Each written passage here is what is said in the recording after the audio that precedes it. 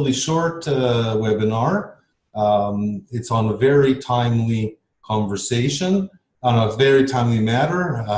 I know that a few days ago, some of you were on the line for the webinar on the repatriation tax, and I told you about the surprise, and the surprise came. It only came on Monday, and the webinar I think was on Thursday or Wednesday. I was hoping it would come on before the weekend, as it was a very nerve-wracking weekend for me, waiting for it to come out, but it did come out.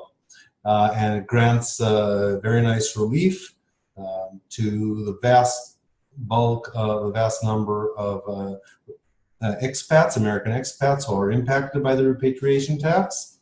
And now the purpose of this webinar is to discuss the fix, its implications, and what can be done before June 15th.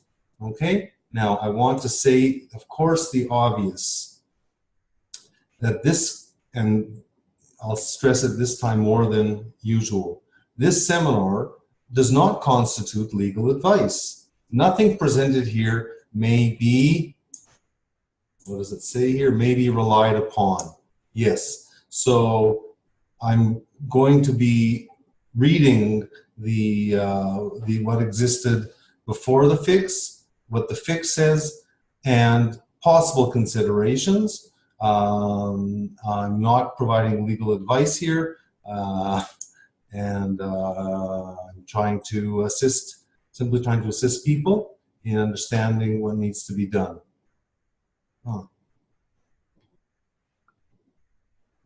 One second. Okay, so let's start with what happened, what the situation was before the relief was given.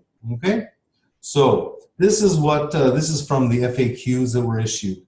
There were basically a few core requirements as to what a person was to do, or the tax professional, with regarding to certain activities. And let's just review them.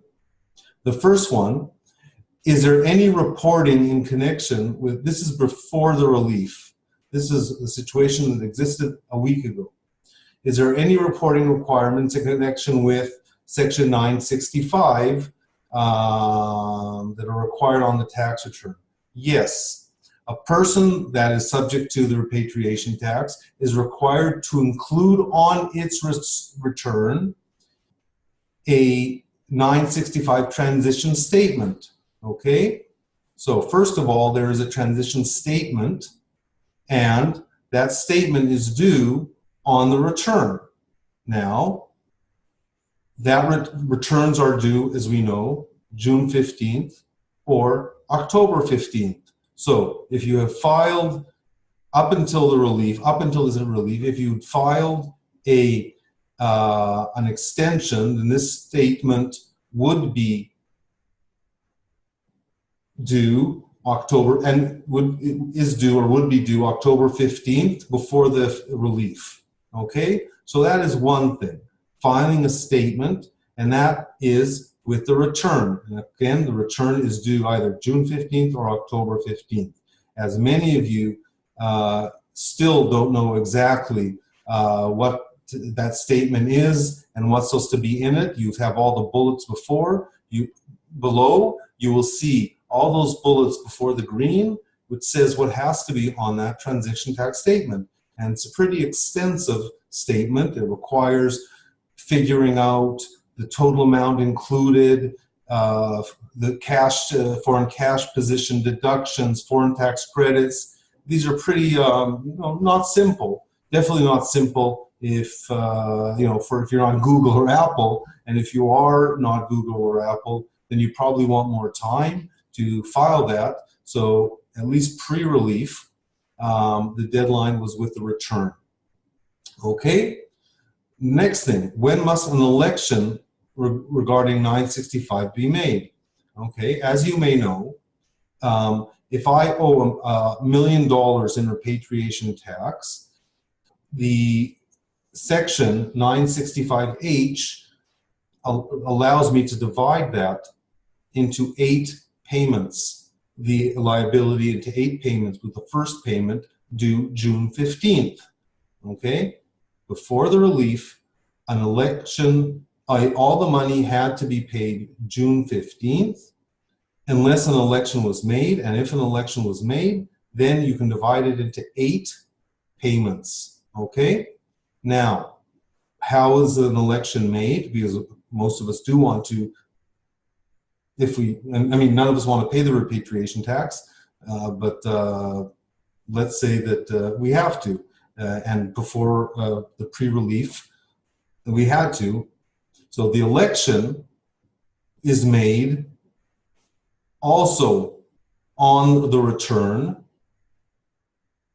by the due date. Okay, the election with regard to Section 965 must be made by the due date for filing the return. Okay, again, that's June 15th or October 15th if we're talking about expats and if an election is made or not made.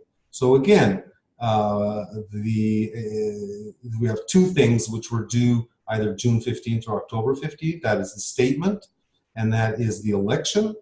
Okay. I would think most of us would agree that it's better to file in October 15th. I'll continue reading here in the second green area. However, even if an election is made, second line, under 965H of the code, to pay a tax, even if the election is made, to pay the tax in installments, the first installment must be made by June 15th, okay? That is before the relief. We had to pay by June 15th. That itself, the June 15th date, is a relief date. It's a result of the prior fix we got. We got a 2-month extension because before the first fix we got, that date was not June 15th, it was April 15th. Meaning the first payment was due April 15th. We got a 2-month fix about 3 months ago, so we extended that to June 15th. But again, we're talking about filing things and paying things. The filing could be before the fix, could be either June 15th or October 15th, but the payment had to be June 15th. Okay? And here again, how should a taxpayer, again, this is pre-relief, how should a taxpayer pay the tax? Again, it says both payments, the ordinary tax and the 965 tax, must be made by the due date of the return without extensions, meaning June 15th. Even if you filed for extension, that did not impact when the payment was due, and that is June 15th. Again, it was due originally April 15th, but we got an extension.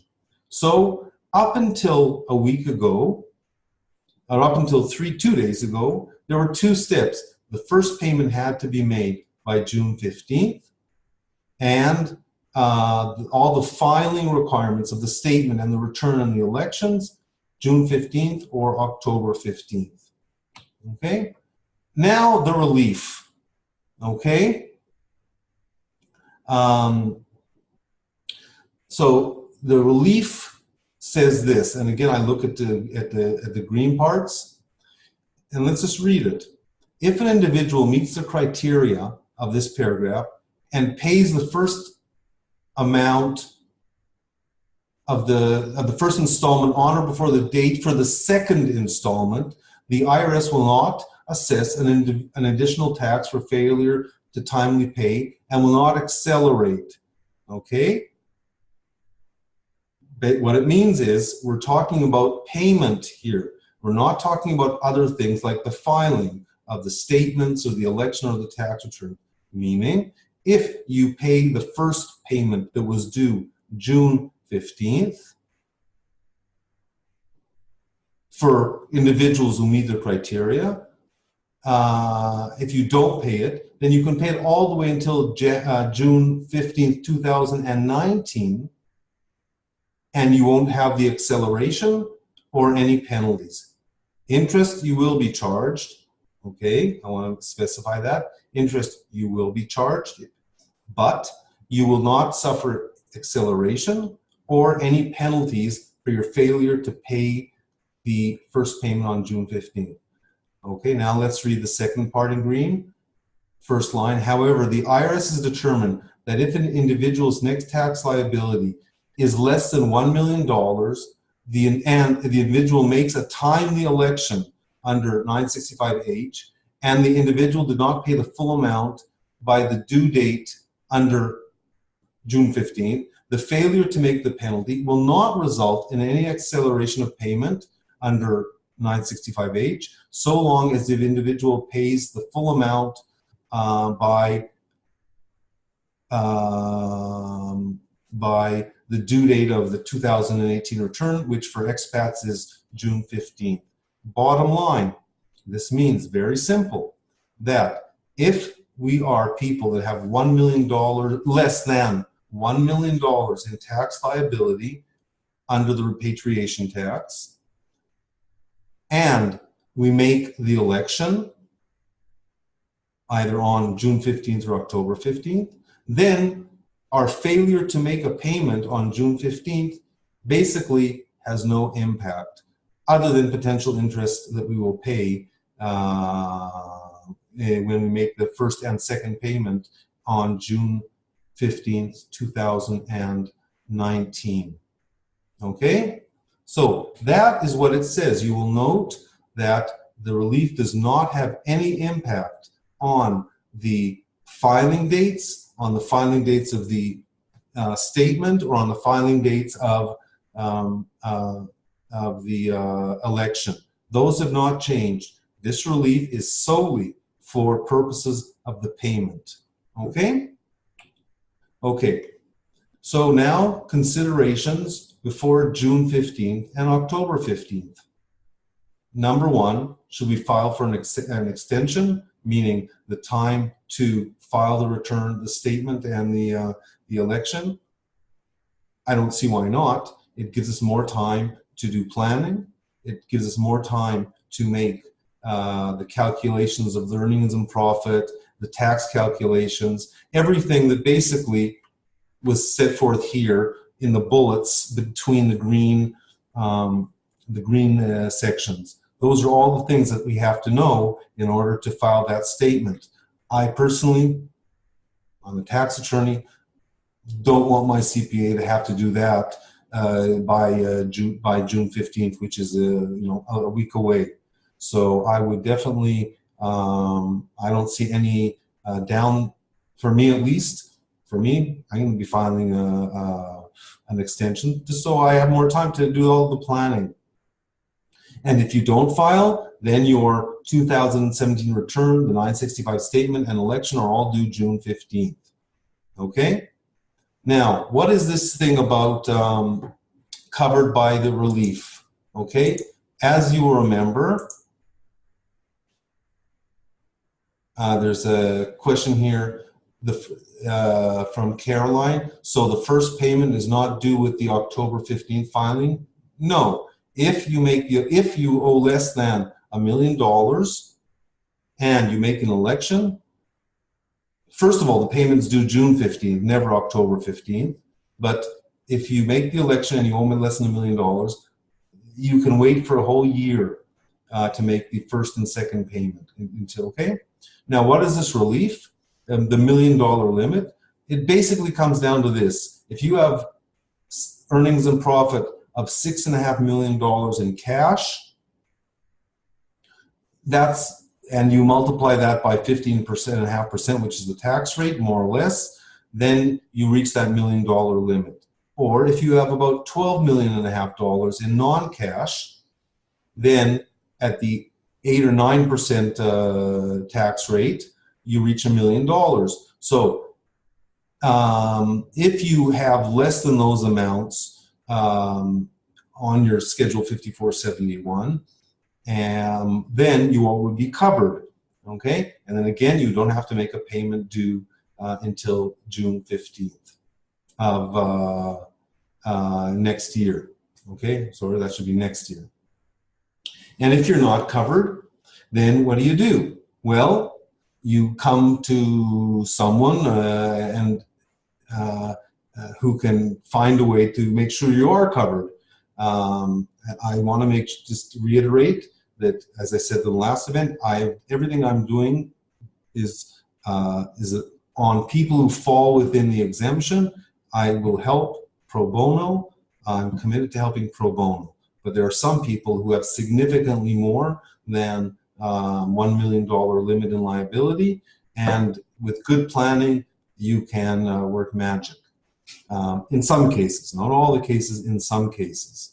So if you're not covered, if you're above the $1 million, you have two options. Number one, find a way to get below the $1 million or make the first payment on June 15th. Okay, so I think that is the end of the presentation. I knew it would be short today, but I think that the relief that was given will really help a lot of expats. But of course, it'll only help if we can win the legislative fix and exempt us expats from this tax permanently, because this relief is not permanent. It just delays things for 1 year, okay? And so I hope that you will all get involved and take part in the last phase of this battle, which is the legislative phase, and it will be launched within 2 or 3 days, okay? And I really hope that you will all get on board and work with us to exempt expats from this tax. Now, there's a few questions here. Caroline, even though you piggyback the amount due on the second year, the actual determination of liability is fixed on your 2017 filing. That is correct. As we said, the statement, the tax, and the return are filed in October, and they determine how much you owe. Okay, so that's why we have until October to make those statements, to make all those calculations and make sure that we are with those lowest numbers possible. If you are in the border area today, where you're, let's say, at $2 million liability, there may be ways to reduce that to $1 million. If you're at 100 million, you're going to have to pay the amount June 15th. But again, the actual amounts you owe are either June 15th, are stated must be filed June 15th or October 15th if you file the extension. There's another question here. Can you please clarify if a CFC affected by the repeal tax? Okay, so the question here is from Rebecca. The CFC, the repatriation tax, has to do with accumulated earnings, and the accumulated earnings are on a one-time shot are subpart F income. So on a one-time basis, all past earnings and profit are deemed subpart F income.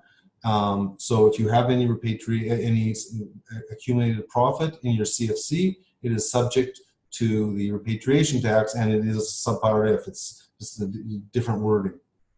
Okay, so that is that question. Let me see if there's any more.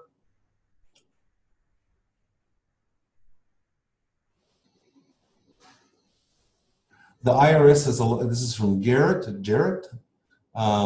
IRS has a lot of work and a lot of deadlines in order to do its job. My guess is, what is the deadline for Congress to fix this?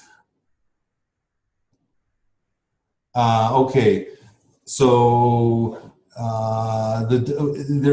look, we want to win this by June 15th, 2019, in order to exempt expats from having to make the first and second payment. Speaking to experts, and again, a lot of what I'm doing a lot of my work, most of my work up until recently was pure tax planning and really devising nice solutions. But in the last 2-3 months, I've been quite active on tax advocacy and speaking to experts on the Hill in the ways and means. There will be a fix. Listen carefully. There will be a fix to the tax reform in what is known as the lame duck session. That is the time between the elections, November 6th, I believe, and the convening of the new Congress on January. So between November 6th and January 2nd or 3rd, in that session, a lot of people will be leaving and they just want to clean house. And there will be, this is a fact, a bill that corrects some of the things in the reform. There's a lot of things that need to be fixed, and we're just one of them. Okay, so the question is, how do we know if ours will be one of the things they fix? Well, that's politics. It comes down to you, and I'm saying this is what I did last time. Okay, listen what we did. It comes down to you and me to win and do what we did with Treasury. Okay, we got 2 fixes in 3 months without spending a dime. Okay, that's pretty amazing. And it's amazing because everybody knows it was a mistake. They feel empathetic towards us. They feel sympathetic. But now we have to make sure that our issue is on the priority list. And when when I issue the new petition, which targets the relevant congressman, that will be released within 2 or 3 days, we can win this if you, me, and a lot of expats around the world pinpoint those right congressmen and apply the pressure of hell on their shoulders. Okay, that's how we win things. Okay, it's not up to God. It's not up to millionaires making donations. We will get the fix in December. Mark my words. We'll get the fix in December if we all help out. Okay. A question from John. Has there been any guidance on whether the 9 cities should be considered general? The answer is there's no guidance. You don't need to have guidance. This is we're talking about whether the amount that it's included in the expat's income is general or passive. I know the answer. The answer has to do, if you look at the rules regarding foreign tax credits and the regulations specifically, there are under subpart F. It has nothing to do with 965. It is deemed, basically, the deemed dividend traces the way that the deemed dividend is treated, whether general or passive, depends on the nature of the income in the corporation that generated the earnings and profit. Okay, that means, and this is not legal advice. I'm telling you, it's not legal advice because it's very intricate, John. Okay, if all my income in the corporation was from work, then by and large, we're talking that deemed dividend will be considered general basket. Okay, if it is from a mix, then it's pro rata. Okay, and again, I'm saying these are very weighty issues, but this question is a very good question you ask. It's not governed by 965 specifically. It's governed by subpart F law generally. Okay, but it does say that. Okay, I believe that's all for now. I'll give you another moment or two just to, if there's any other questions that want to be asked, go ahead. If not, I wish you, we could go, we were just talking about the surprise and now it's a reality. Many of you have sent emails to me and to others. and thanking for the effort. It's a labor of love. I just ask you this. Get involved, okay? We can win this. It's not going to be that difficult. If we pinpoint